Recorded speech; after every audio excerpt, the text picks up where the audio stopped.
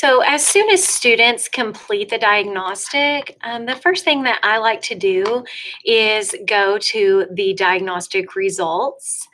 And in kindergarten, this pie chart is a little misleading because you're thinking, oh, this is great. I don't have any red, but you can't have red in kindergarten because it will not allow students to be 2 or more grade levels below in kindergarten. So you'll have green and yellow, and then if they haven't completed the assessment, then they'll be gray.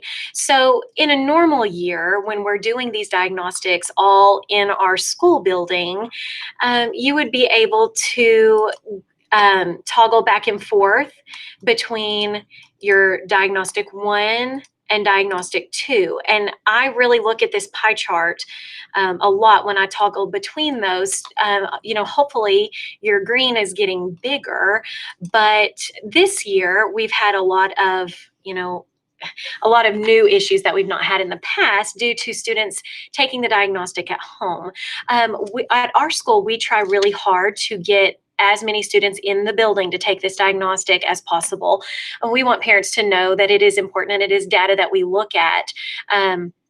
But we've still had some students who have not taken the option to come into the building, and they've taken the test at home. So a lot of our data this year is very skewed, but I do look at this little pie chart. I look at that for growth. And then something else that I really use a lot is the instructional grouping report.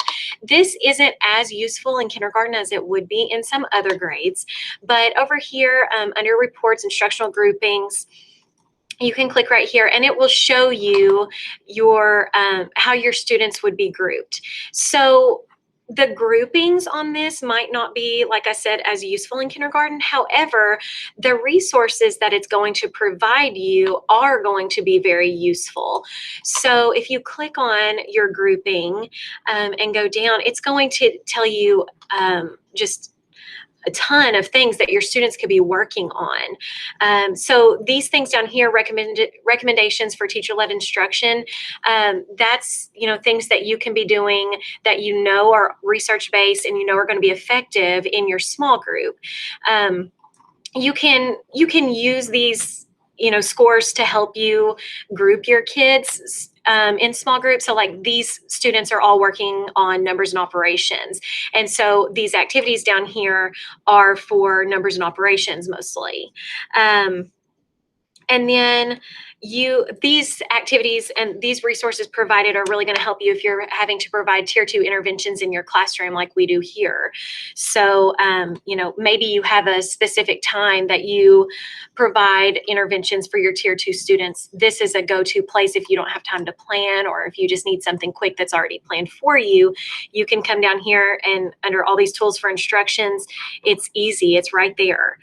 Or maybe you have an assistant who's providing interventions. This is quickly, you can print this out and be done with it. Then you can also assign individual lessons based on your student. So if they're needing to work on numbers and operations, you can assign individual lessons for what they're showing emerging K on. And then, a lot of times I will assign lessons for specific students in my class, while the other students just stay on their regular path.